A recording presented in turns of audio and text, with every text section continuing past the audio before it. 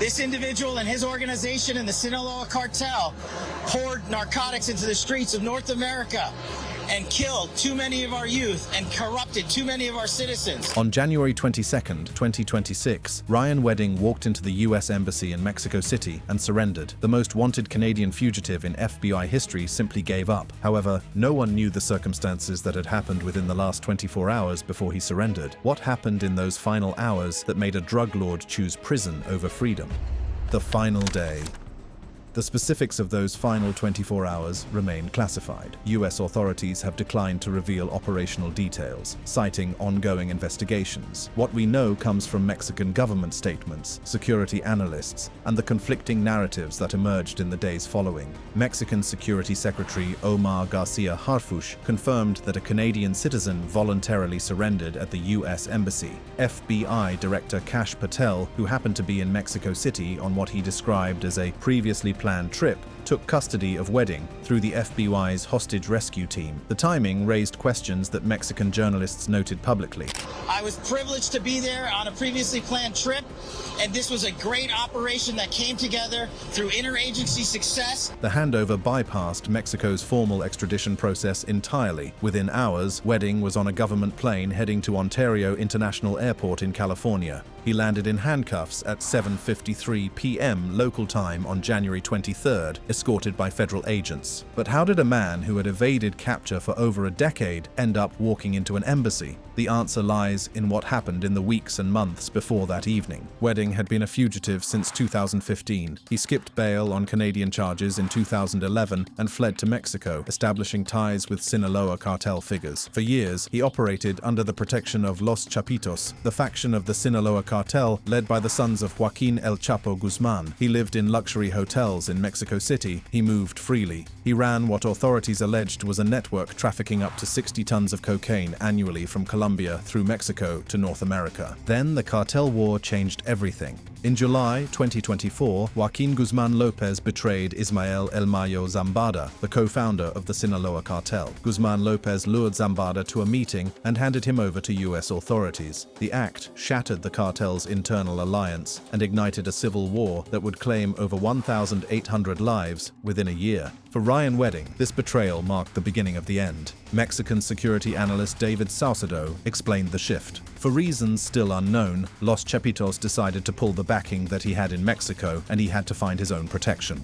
Without cartel protection, Wedding became a target. Zambada's loyalists wanted revenge against anyone connected to Los Chapitos. Wedding, a foreign national with a $15 million bounty on his head, represented both a liability and a prize. Saucedo put it directly: without the protection of Los Chapitos, Wedding became a target for those loyal to Ismael El Mayo Zambada Garcia. The cartel had a history of betraying its associates when convenient. Saucedo noted, that was Ryan's problem. He trusted excessively in Los Chapitos, and Los Chapitos have betrayal tattooed on their skin. As December 2025 approached, Wedding's situation deteriorated rapidly. His associates were being arrested, his assets were being seized, his protection had vanished, and the FBI had placed him on their 10 most wanted list, with the highest reward ever offered for a Canadian fugitive. The $15 million bounty generated tips. The tips generated raids. The raids generated panic. In late December 2025, Mexican authorities conducted operations on 4 properties linked to Wedding in Mexico City and the state of Mexico. They seized 62 high-end motorcycles valued at approximately $40 million.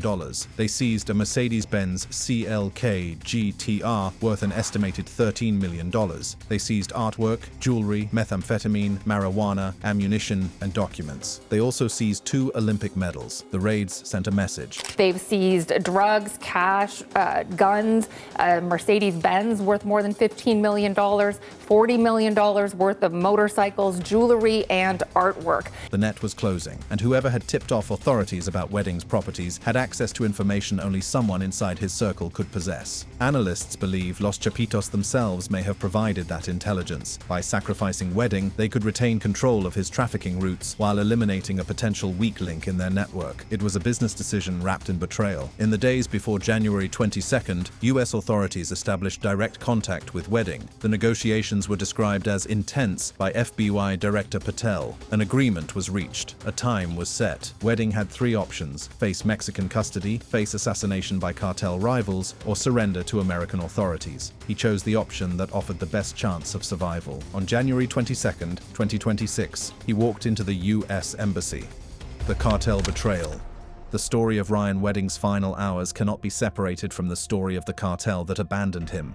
Understanding why Los Chapitos withdrew their protection requires understanding the cataclysmic betrayal that preceded it, the handover of El Mayo Zambada that fractured the Sinaloa cartel into warring factions and transformed Mexico's criminal landscape into a battlefield. Ismael El Mayo Zambada Garcia had co-founded the Sinaloa cartel with Joaquin El Chapo Guzman in the 1980s. For decades, he operated as the organization's shadowy architect, managing logistics and laundering while avoiding the spotlight that eventually doomed his partner. Zambada evaded capture for over 50 years, despite a $15 million US bounty on his head. He was considered untouchable, a ghost who had outlasted generations of drug warriors on both sides of the border. Then, on July 25, 2024, Joaquin Guzman Lopez betrayed him. Guzman Lopez, one of El Chapo's sons and a leader of the Los Chapitos faction, contacted Zambada proposing a high-level meeting to discuss cartel business. Zambada, trusting the son of his longtime partner, agreed and traveled to an airstrip near El Paso, Texas. He boarded a private plane expecting a routine conversation about cartel operations. Instead, he was restrained by Guzman Lopez's men. The plane flew directly to Santa Teresa International Airport in New Mexico, where FBI and DEA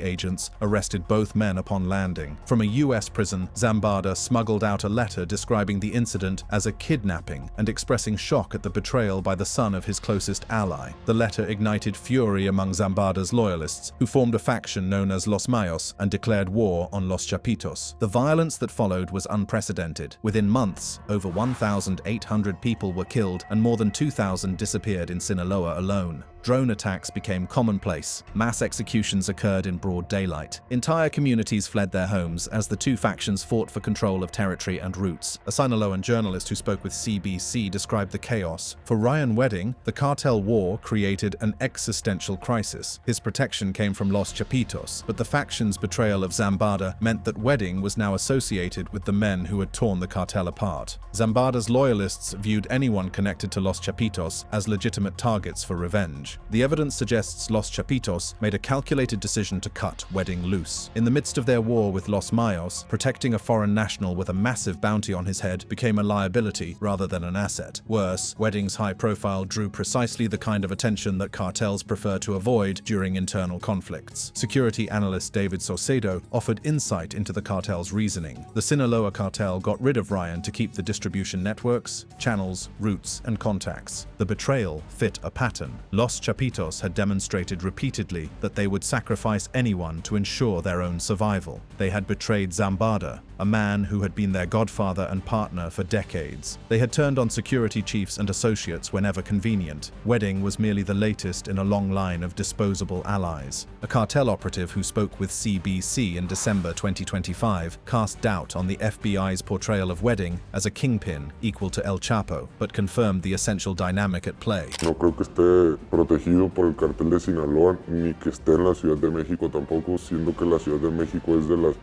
más vigiladas a todo nivel nacional y hay muchas inteligencias y muchos departamentos de inteligencia de gobierno.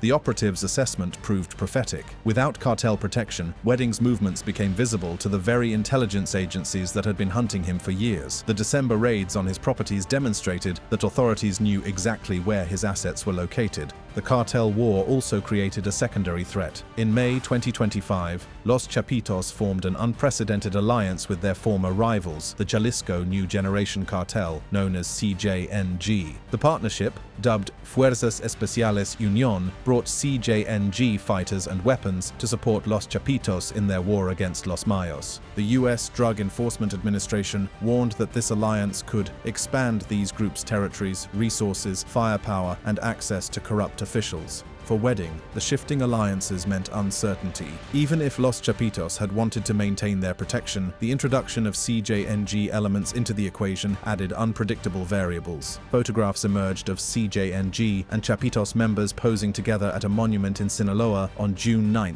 2025. Graffiti combining their symbols appeared in contested territories. Joint operations were documented against Los Mayos positions. The cartel landscape had transformed into something unrecognizable, from the organization organization Wedding had originally partnered with. The stability that once allowed him to operate freely had evaporated, replaced by a multi-front war where former enemies became allies and longtime partners became targets. By late 2025, Wedding faced a situation with no good options. The cartel that had protected him had betrayed him. The rival faction wanted him dead. The authorities knew where he lived, and his own associates were being arrested one by one. Jonathan Acevedo Garcia, Wedding's trusted lieutenant since their shared prison time in 2010, flipped in early 2024 and provided details on cocaine routes to authorities. Wedding allegedly placed a $5 million bounty on him. Acevedo Garcia was murdered in Medellin in January 2025. Andrew Clark, Wedding's second-in-command nicknamed The Dictator, was arrested in Guadalajara in September 2024. The encrypted communications recovered from his devices exposed operational details of the network. Deepak Paradkar, a Toronto lawyer who allegedly advised Wedding on legal matters and witness eliminations, was detained in November 2025. Each arrest tightened the circle around Wedding. Each flipped associate provided new intelligence. Each seized device revealed more of the network's operations. The path to the US Embassy became clearer with each passing week.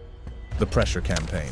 The seizure of Ryan Wedding's assets in December 2025 represented more than a financial blow. It signaled that the sanctuary he had constructed over a decade was crumbling. The raids demonstrated coordination between US and Mexican authorities that had previously been absent, and they suggested that someone with intimate knowledge of Wedding's operations had provided targeting information. On Christmas Eve 2025, Mexican authorities released images of their seizures from properties connected to Wedding in Mexico City and the adjacent state of Mexico. The haul was extraordinary. 62 high-end motorcycles, including rare Ducati models valued collectively at approximately $40 million. A 2002 Mercedes-Benz CLK TR Roadster worth an estimated $13 million, one of only 25 ever manufactured. Artwork and jewelry valued at $15 million. Methamphetamine and marijuana, ammunition and firearms cartridges, various documents, and 2 Olympic medals. On Christmas Eve, they issued a statement and images following raids at several properties connected to Wedding here in Mexico City and the adjacent Mexico state, and they seized about 62 high-end motorbikes. The total value of seized assets exceeded $55 million. For a man accused of generating billions through cocaine trafficking, the financial impact was manageable, but the symbolic impact was devastating. The raids demonstrated that Wedding's locations and properties were known to authorities, that Mexican forces were willing to act on US intelligence, and that the protection he had once enjoyed had definitively ended. Former FBI agent Ken Gray, analyzing the raids for media outlets, suggested they represented a significant step, indicating increased Mexican cooperation following the Zambada arrest. The seizures could yield forensic evidence including fingerprints and documentation linking Wedding to specific properties and transactions. Notably, no arrests occurred during the December raids. This detail fueled speculation that Wedding had been tipped off, or that the raids were designed to send a message rather than capture him immediately. The absence of Wedding from properties containing his Olympic medals and most valuable assets suggested he had already begun distancing himself from locations known to authorities. The raids followed a November 2025 action by the US Treasury Department that sanctioned Wedding and 18 associates, freezing their US assets and exposing their network to financial scrutiny worldwide. Among those sanctioned was Edgar Aaron Vasquez Alvarado, identified as a former Mexican officer who had allegedly provided protection to Wedding's operations. The sanctions naming a former Mexican law enforcement official underscored the corruption that had enabled Wedding's network to function. It also suggested that US authorities had penetrated deep into the support structure surrounding the accused drug lord. In addition to the massive manhunt that went into apprehending Mr. Wedding, we worked with State Department to offer rewards, and the Treasury's Office of Foreign Asset Control, which imposed crushing sanctions in this case. The $15 million reward offered by the FBI in March 2025 generated the tips that made these operations possible. When Wedding was added to the FBI's 10 most wanted fugitives list, he became only the first Canadian to appear on the list in over a decade. The bounty, the highest ever offered for a Canadian fugitive, created powerful incentives for those in Wedding's orbit to provide information. The investigation, codenamed Operation Giant Slalom in a darkly ironic nod to Wedding's Olympic background, had resulted in 36 arrests by the time of his capture. Associates in Mexico, Colombia, the Dominican Republic, and Canada had been detained. The network that once spanned continents was being systematically dismantled. I'd like to provide a few details to illustrate the sheer work that has gone into this case.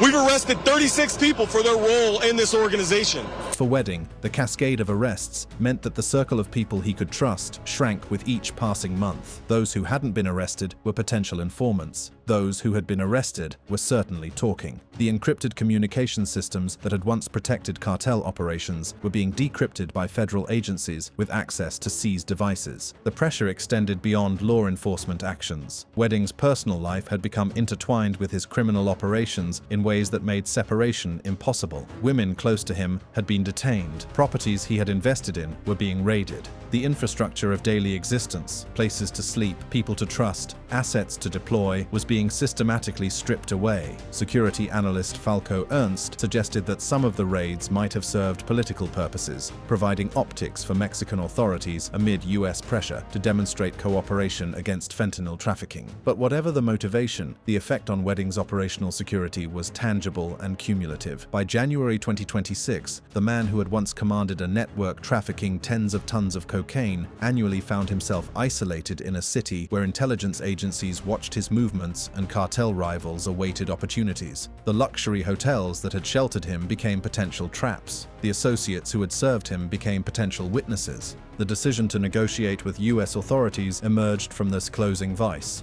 Wedding had resources, information about cartel operations, contacts within criminal networks, knowledge of trafficking routes and methods that held value for American prosecutors. A negotiated surrender offered possibilities that capture or assassination did not. The exact timeline of these negotiations remains classified. What sources indicate is that contact between Wedding and US authorities was established various days ago, before January 22nd, with an agreed surrender time arranged in advance. FBI Director Kash Patel's presence in Mexico City was strategically timed to coincide with the handover, allowing the Bureau to maximize the public relations impact of the capture. A sealed US court filing days before the surrender hinted at these arrangements, though its contents have not been made public. The legal framework for Wedding's transfer was being constructed even as the negotiations proceeded. For Wedding, the final calculation was straightforward. American federal custody offered better survival odds than Mexican streets where Zambada's loyalists hunted Los Chapitos associates, and better conditions than Mexican prisons known for cartel violence. The surrender was not an act of contrition,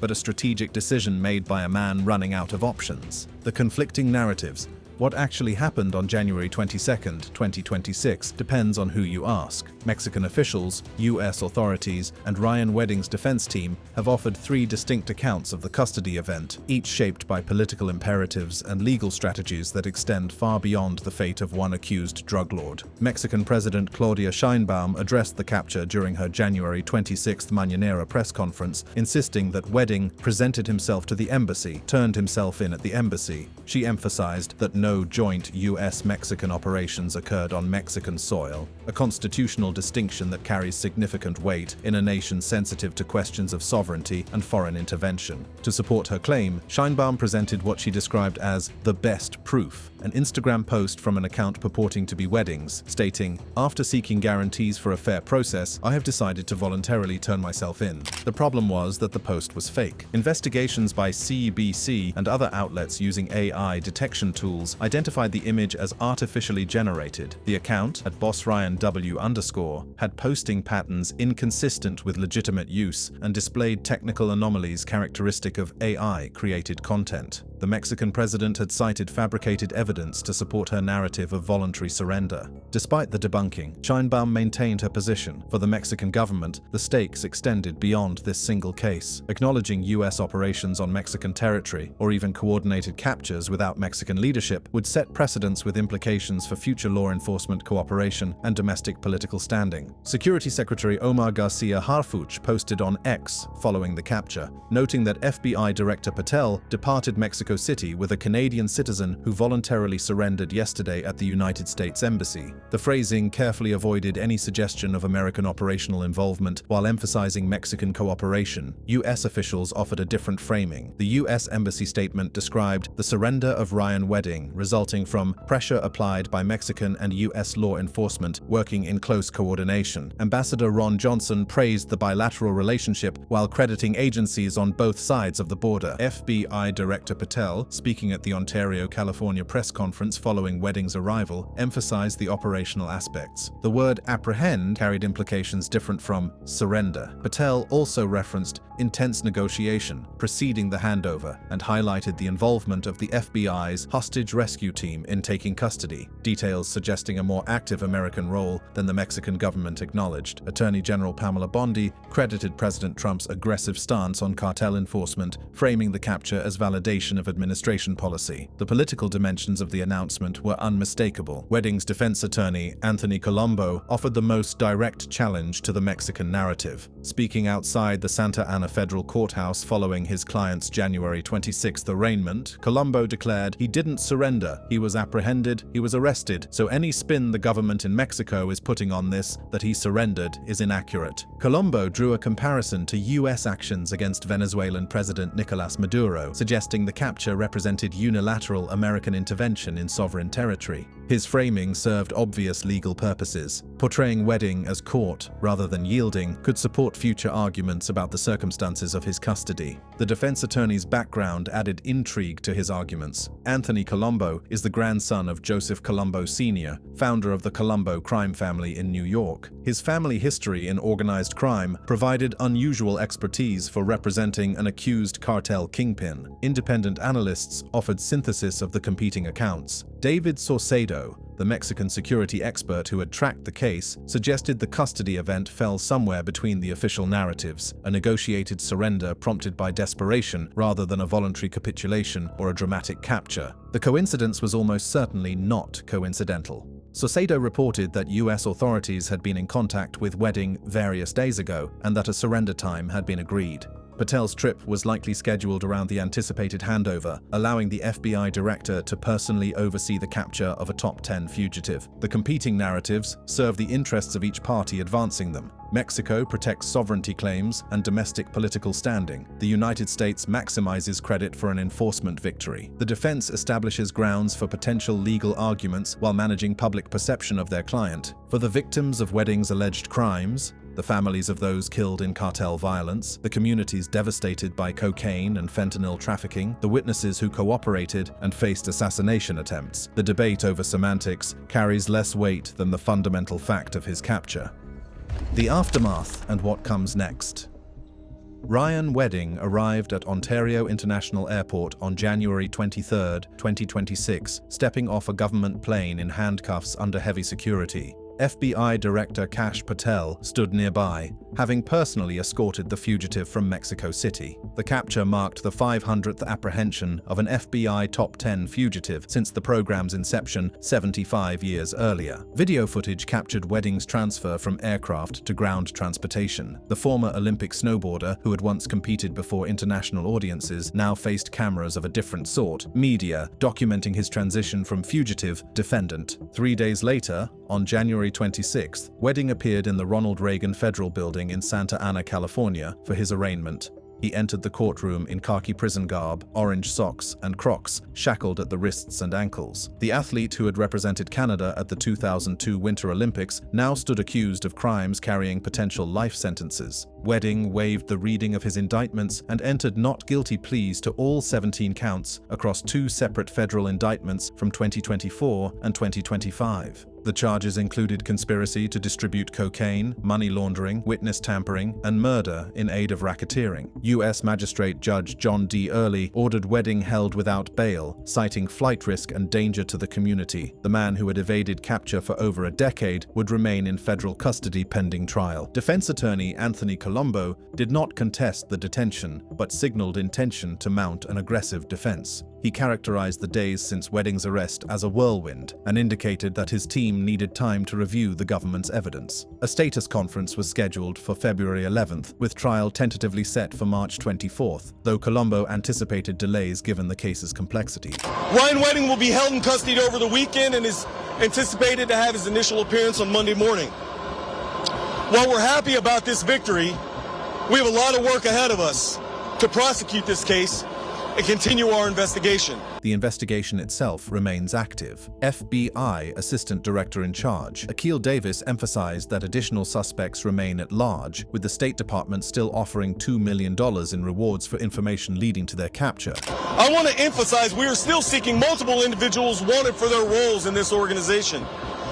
The State Department is still offering a $2 million reward for information leading to additional arrests. The scope of the investigation extended across 4 countries. Authorities in Canada, Mexico, Colombia, and the Dominican Republic had contributed to Operation Giant Slalom. The Royal Canadian Mounted Police, which had been pursuing Wedding since 2015, participated in the announcement ceremony in California. RCMP Commissioner Mike Duhem declared that Canada is a safer country now with the arrest of Ryan Wedding, a sentiment echoed by law enforcement officials from multiple agencies. Whether Wedding will cooperate with authorities remains an open question. His knowledge of Sinaloa cartel operations, trafficking routes, and criminal networks holds significant intelligence value. A cooperation agreement could reduce his sentence while providing prosecutors with insights into organizations that continue to flood North America with fentanyl and cocaine. For the Sinaloa cartel, Wedding's capture represents one casualty in a war that has already claimed thousands. The civil conflict between Los Chapitos and Los Mayos continues to devastate communities throughout northwestern Mexico.